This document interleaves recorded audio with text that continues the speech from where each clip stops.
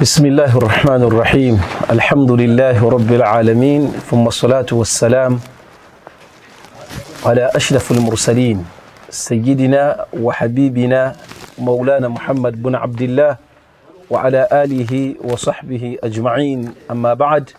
السلام عليكم ورحمة الله وبركاته. عليكم السلام. أبامي نابتشالا أبارونجا بطولا كولتيمبي غاقاد لبايكا إسلام ميديا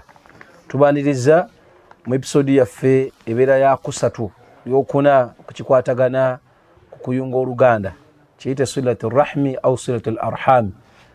Twabategeeza nti kigambo oluganda kigambo kikulu,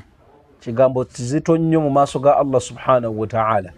era nga yenna azannyira ku ŋŋanda oba n'akutulawo oba n'ateefiirayo oba ozannyira ku ekyo ekikuyunga ku Allah subhanahu wa ta'ala. Nkujjukiza nti oluganda kitonde mu bitonde bya Allah olwasaba edduwa era Allah subhanahu wa ta'ala nakkiriza okusaba kwalwo. Kwasaba nti ayi Allah buli yenna ayunga wakati wange Allah muyunge kusaasirako, na buli yenna akutulawo Allah subhanahu wa ta'ala kutulawo wakati wo n'okusaasirako kwoyo omuddu. So nkujjukiza nti oluganda ku bimu ebinaakulemesa okuyingira ejjana singa obizannyirako okuyunga oluganda nsonga mweri. Tusaba Allah atuse mu bayunga oluganda. Omusomo guno okukwatagana n'okuyunga oluganda tugutambuza ne mukadde waffe Sheikh waffe Hamza Semwogerere, era nga nja kukusaba ssebo Sheikh insha Allahu ta'ala ombuulize kuba tulaba ku lutimbe gaggadde. Naam, bismillahir rahmanir rahim, alhamdulillahi rabbil alamin, wassalatu wassalamu ala rasulil mustafa Muhammad sallallahu alayhi wa sallam. Assalamu alaikum wa rahmatullahi wa barakatuh. Wa alaikum assalam wa rahmatullahi wa barakatuh. Mukadde wange ssebo, mwebale kuwaayo obudde, mujja mwongere okubeera nga mumanyisa umma abaddu basiimu, era abaddu batugoberera emisomo bagiraba, era Allah agiyisirizzaako obulamu bw'abaddu bugenda bukyuka. Ebintu abaddu bye baali batunuulira ng'ebitono, labbaika Islam Media ebijjeyo ne balaga nti ensonga gundi ne gundi nkulu, era ng'ensonga eno ssebo Sheikh gy'otukulemberamu okubeera nga tugisoma nsonga nkulu. Tukwebaza, tusaba Allah akwongere irimu, Allah akwongere obitegeera, ate Allah akwongere ennyonta ey'okujja wano okubeera ng'ogabana ekyo Allah kyakuwadde n'abasigadde. We twaviira wano mu episode yaffe yayita Sheikh, twali ku nsonga era nga gye tukyaliko qati'atur rahmi, kukutulawo oluganda. Tutunuulira asbab, ensonga eziviirako oluganda okutukawo. Sheikh tuzze tulaba ebintu bingi okujjukizaamu akatono. Twalaba alkiburu, ne tulaba ala wiki wedde twali ku alhasadu, ensaalwa, twalaba dha'ful iman, dha'fu taqwa, obukendeevu obunafu mu kutya Allah subhanahu wa ta'ala, tahir qismatil mila, okulwawo okugaba ebyobusika, aljahalu, oluusi obutategeera nsonga nga bwe ziri. So tuzze tulaba ensonga nnyingi ate mu bulambulukufu obw'amaanyi ezikwatagana oba ezivaako okutulawo oluganda. Olwaleero wano mukadde wange insha Allahu ta'ala wenjagala wennyini tutandikire, ensonga zino zikyaliyo ziweddeyo oba? Sheikh, ensonga zikyaliyo, era nebaza Allah ow'ekitiibwa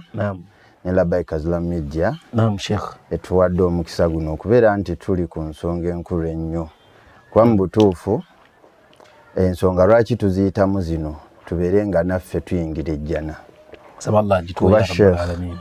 mbutuufu Allah abanga agamba la yadkhulul janna qaati'ur rahm, omuntu akutula oluganda talina jjana. So tulina okunoonya ensonga ki eziviirako kukola ki okutulawo oluganda. Kigambo kikulu Sheikh. Era ku nsonga okumanya zikyaliyo naye nga Sheikh bwe twayogera tetuyinza obutasobola kukola ki kuzimalayo. N'ensonga zetukoonako zenkulu ezivaamu ziri ensonga obusonga obutini.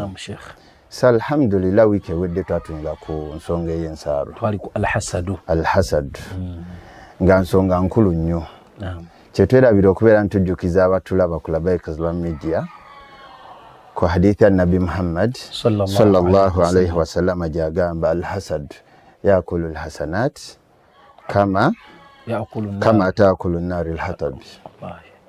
Nabi Muhammad sallallahu alayhi wa sallam agamba nti no mbutuufu ensaalwa erya ebirungi byonna byonna. Omuntu alina ensaalwa azina egenda kulya hijjayo,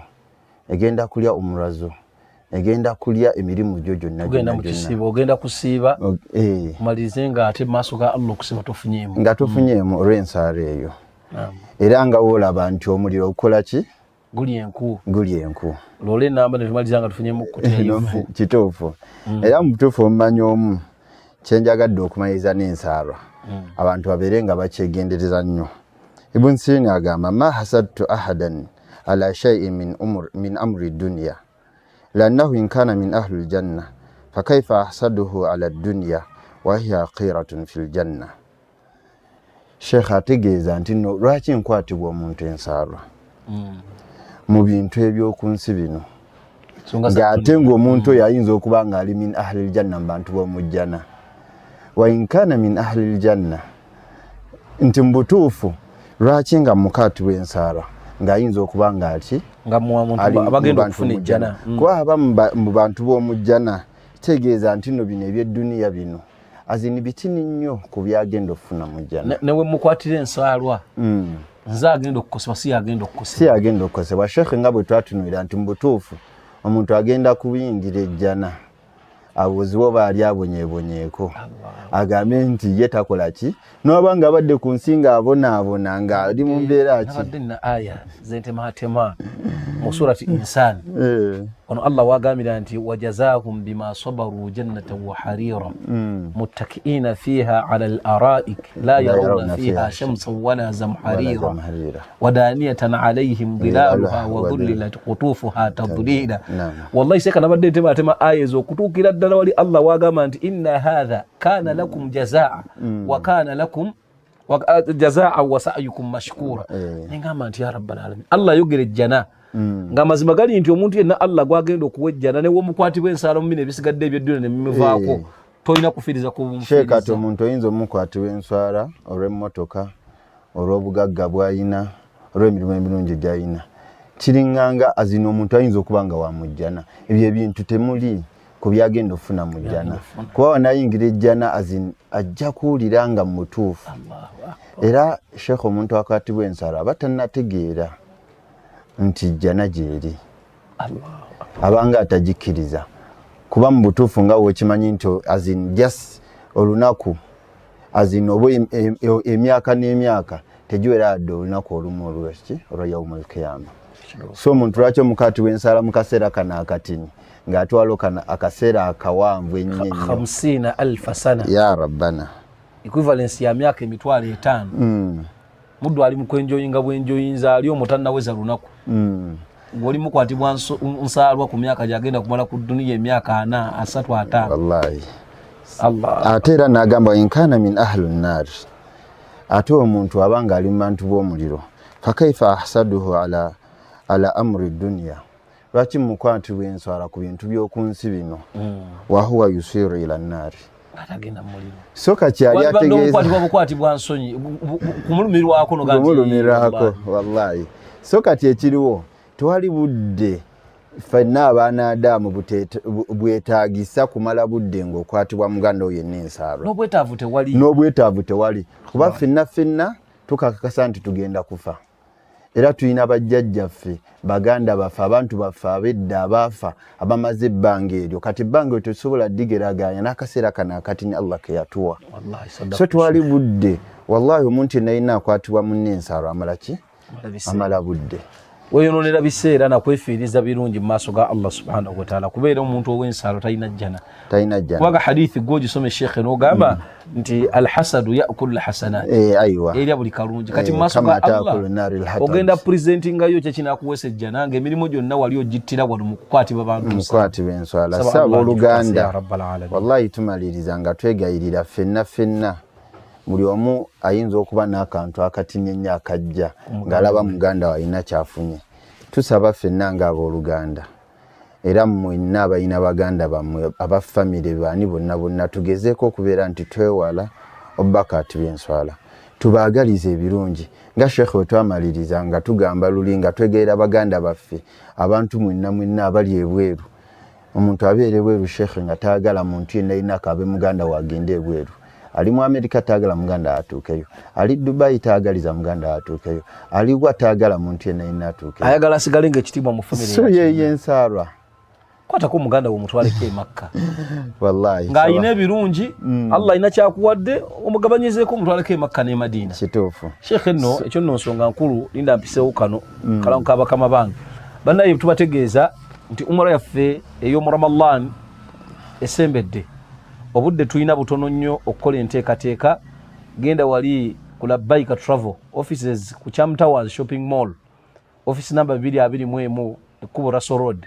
genda obeere ng'ate ensonga zo ezikwatagane umura eyo zissaayo otekeyo ensimbi sente ntono ze twasabye ku nsonga eyo $2,2500 sente ntono okusinziira ku sente abalala ze basabye ate nga tugenda kukusoza kumpi n'ebifo byennyini by'ogenza okulambula ogenda kusula ku haramu e Madina ogenda kusula kumpi ne Masjidi Nabawi ate ng'enteekateeka nnungi ng'era abaze batambula ne Labbaika Travel we muzze muziraba genda wali obeere nga bwewandiisa ogende mu umra ya Ramadani insha Allahu taala obeere nga akoze hijja n'omubaka Muhammadin sallallahu alayhi wasallam Sheikh insha tugende maaso insha Allah nsonga endala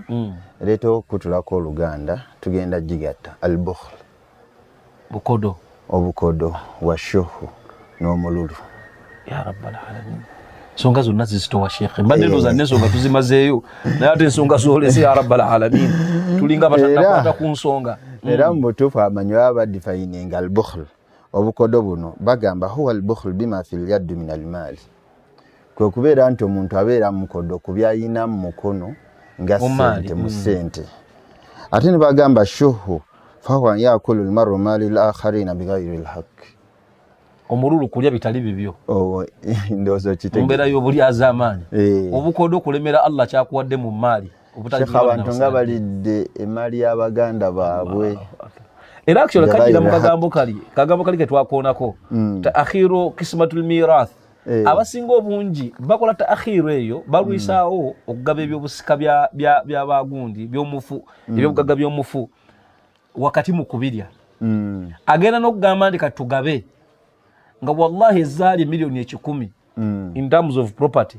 kati wasigaddewo miliyoni ago naye nagamba ate nga naye agala omugabo guli fuulu obwedda maali gyakozesa olw'omululu gw'alina n'obukodo bw'alina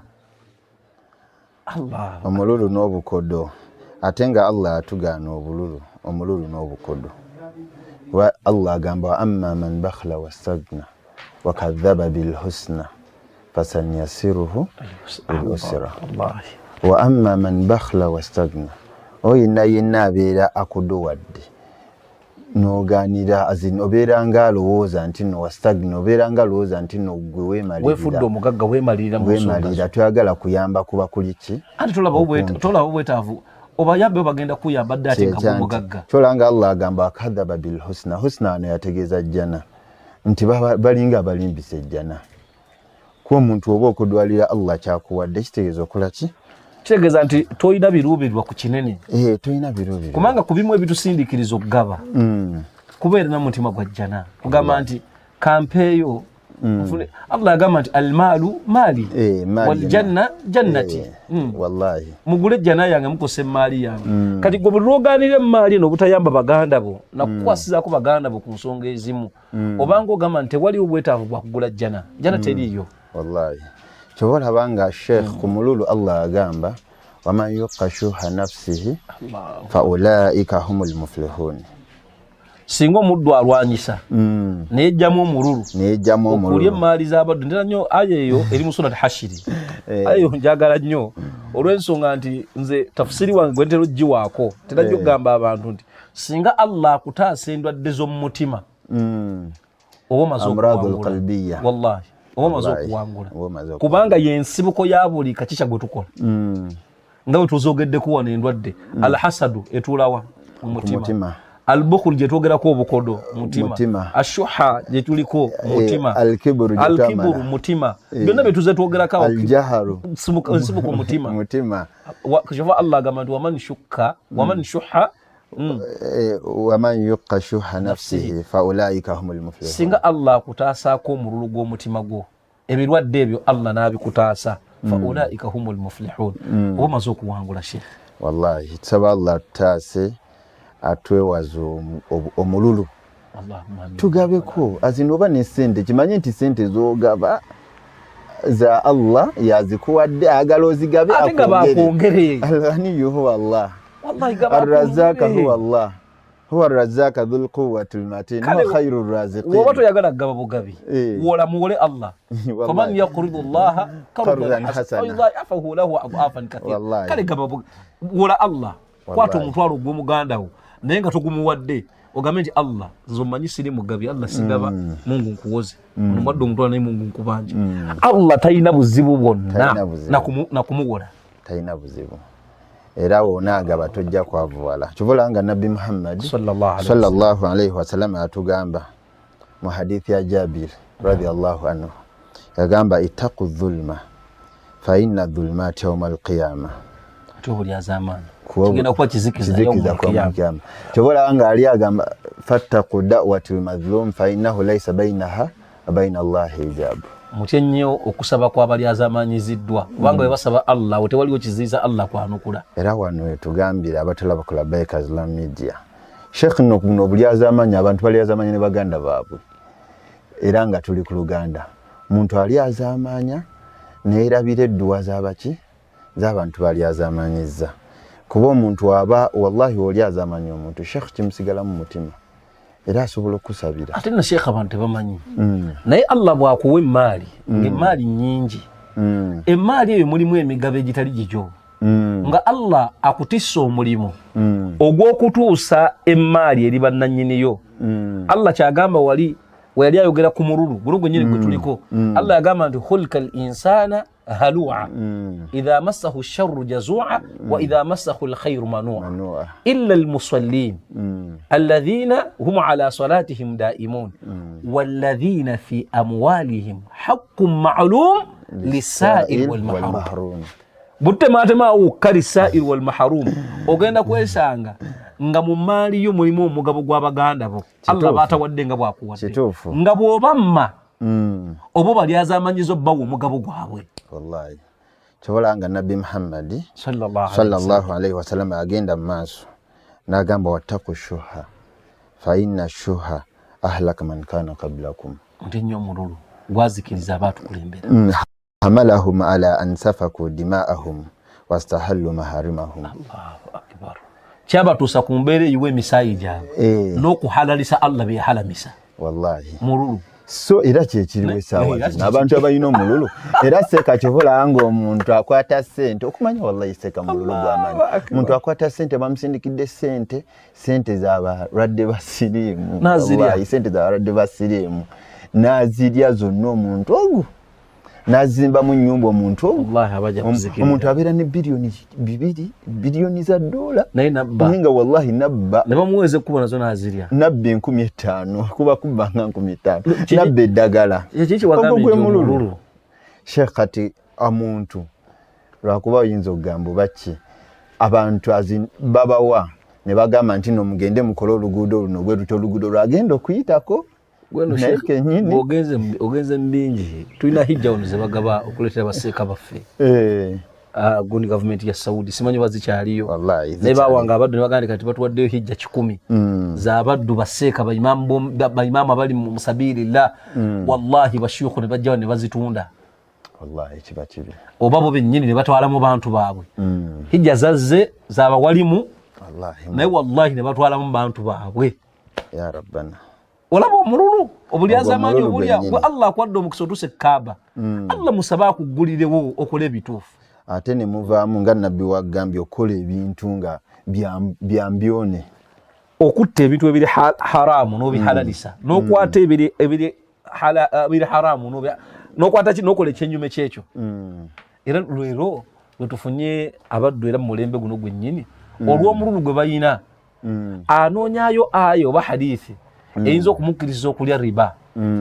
nti mu mbeera eyo okusinzira kusaka musanze ezaaliwo okusinzira ku hadithi eno ya rabbana kati ya rabbal alamin wano bagenda kuzikirira kyobola nga ye Allah atukubiriza n'atugamba wathuruna ala anfusihim walau kana bihim khasasa ye Allah atukubiriza okubeera nti tugezaako okubeera nti tuyamba baganda baffe mu mbeera yonna n'obadde kigeze nina mu mutwalo gumu ngwetaaga nate muganda wange najja nga yeetaagako 2,000 nga mpulira nange nkyakola ki awo Allah no yali ayogera kuba answar na Madina ba ahlul Madina nti baganda baabwe be bajja ng'omuddu ne kyayinawo tekimumala naye n'agamba nti baganda bange abavudde e Makka bamuhajirin tujja gabana abaddu ne batuuka n'okugabana ku bakyala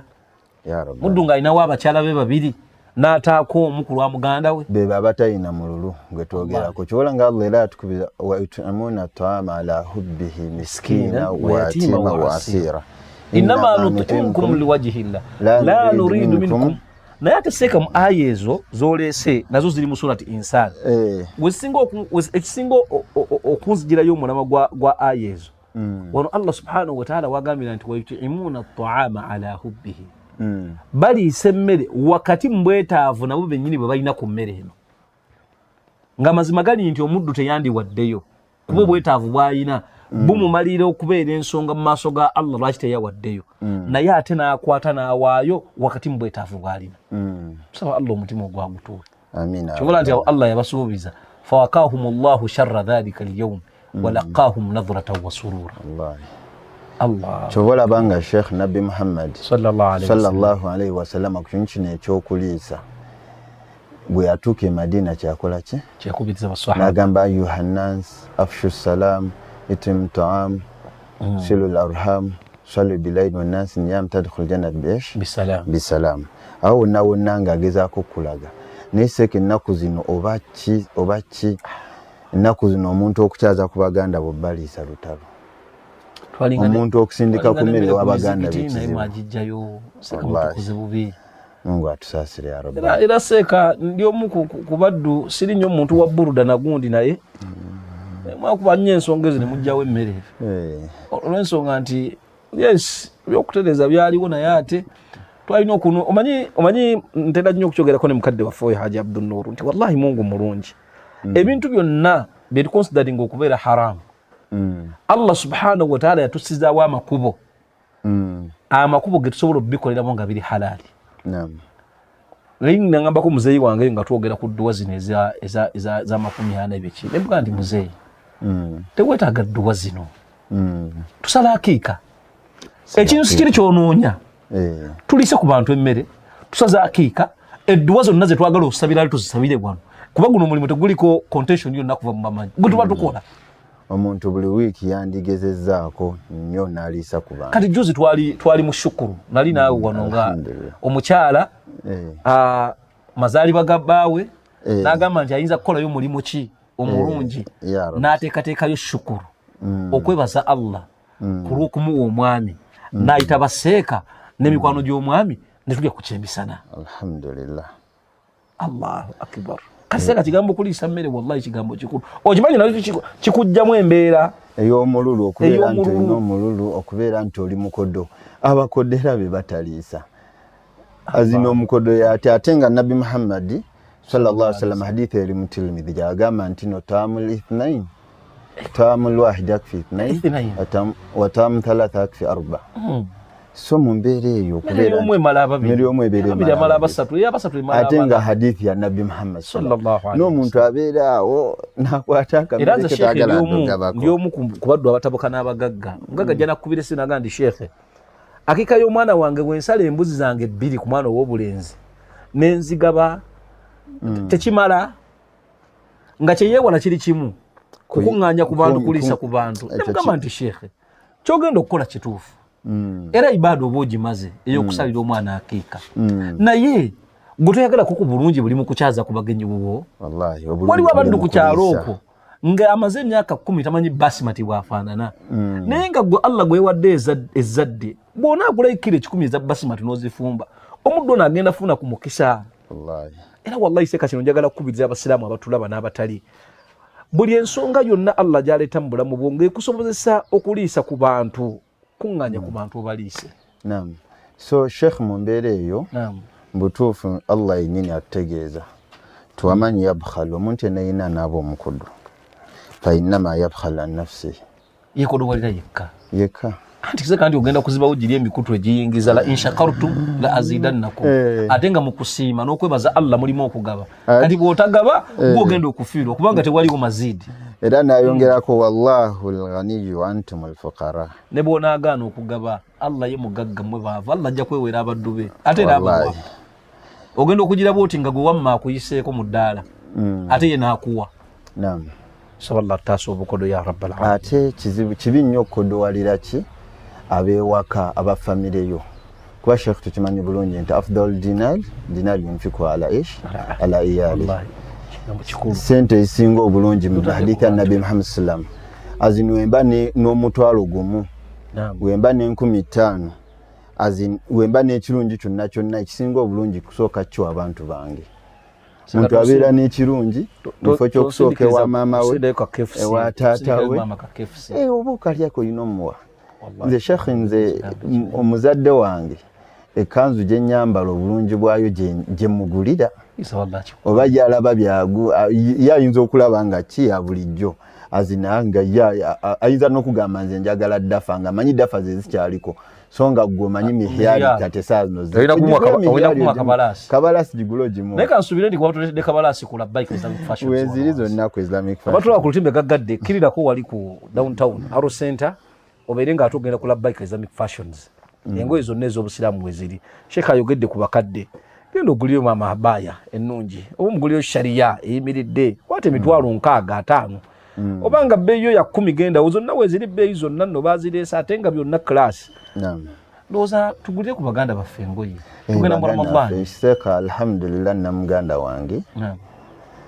Justin kirese kuno okumwebaza twali e Makka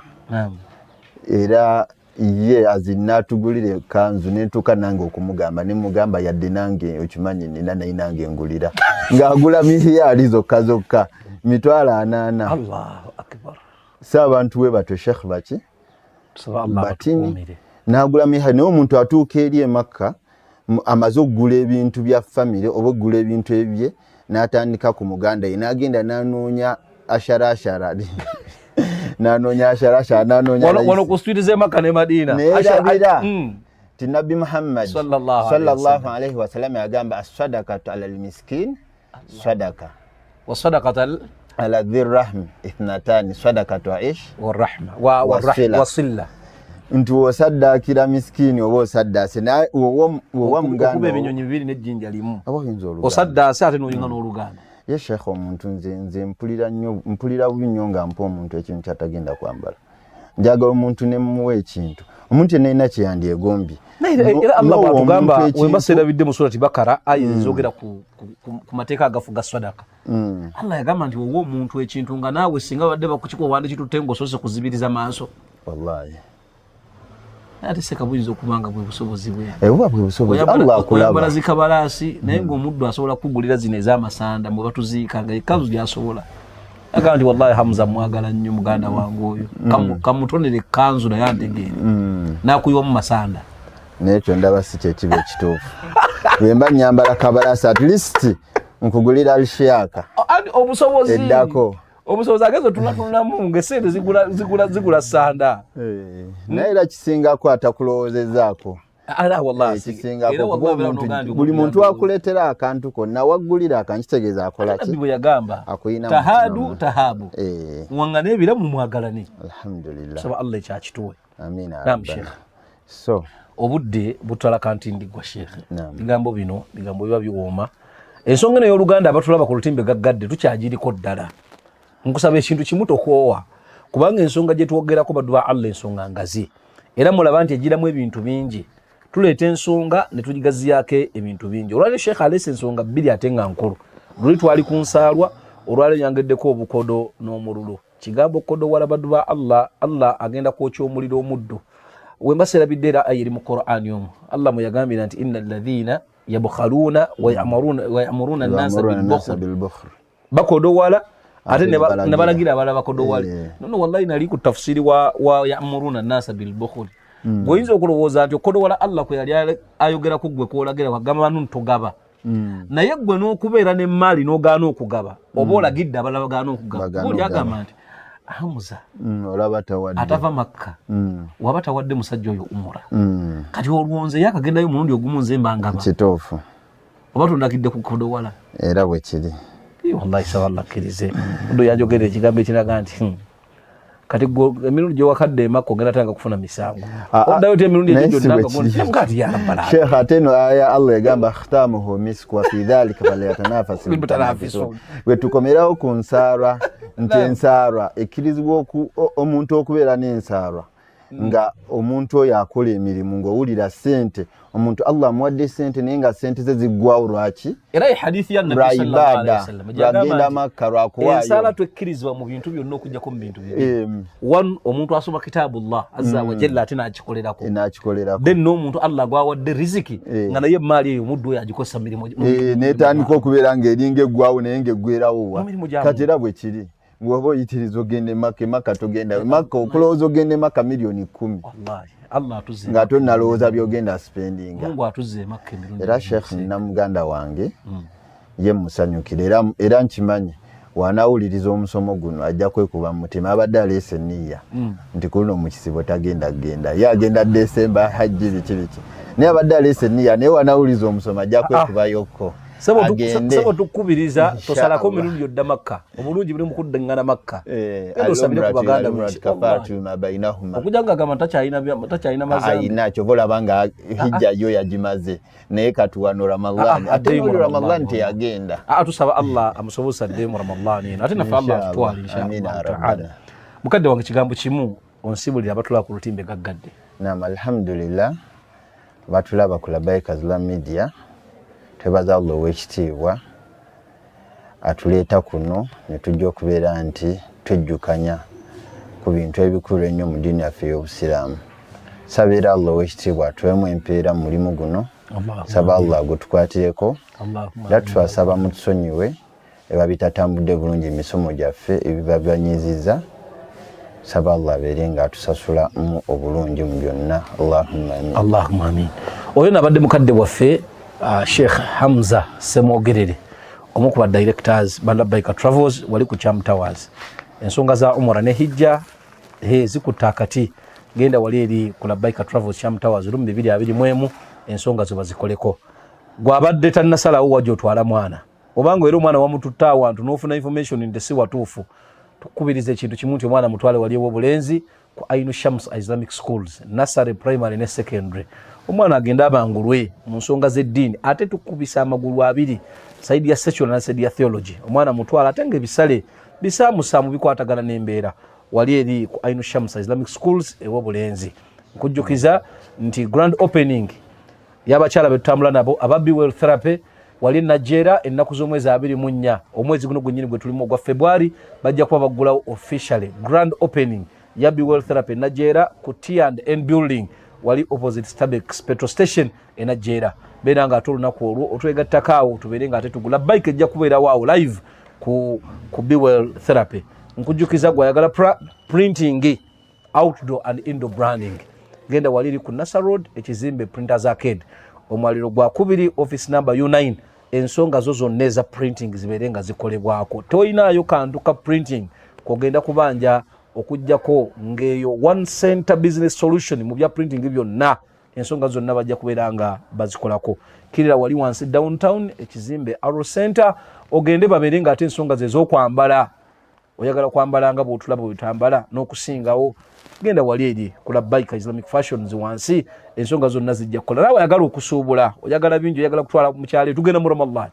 oyagala kugenda kutunda ku makanzu mu bungi genda wali eri babeere nga baguza ku bbeeyi eya wansi ddala bbeeyi ya busuubuzi. Baganda bafa ba Labaika Islamic Fashions ojja kuba bafuna bulungi nnyo. Namba wezira wansi tukoneko bwobanga otwetaaze ensonga zijja kubanga zitambula bulungi. Teweerabira okusubscribinga ku social handles zaffe zonna ku YouTube kwetuli, TikTok Labaika Islam Media kwetuli, ate namba zaffe wansaawo gwe sindika message nti bakugatte ku mukutu ogwawamu ogwa WhatsApp ogwa Labaika Islam Media bajja kubanga bakugattako information yesukka kweno obeere nga ojota buliro. Barakallahu fikum wa jazakumullahu khairan fi dunya wal akhirah. Wassalamu alaykum wa rahmatullahi wa barakatuh. Wa alaykum salam.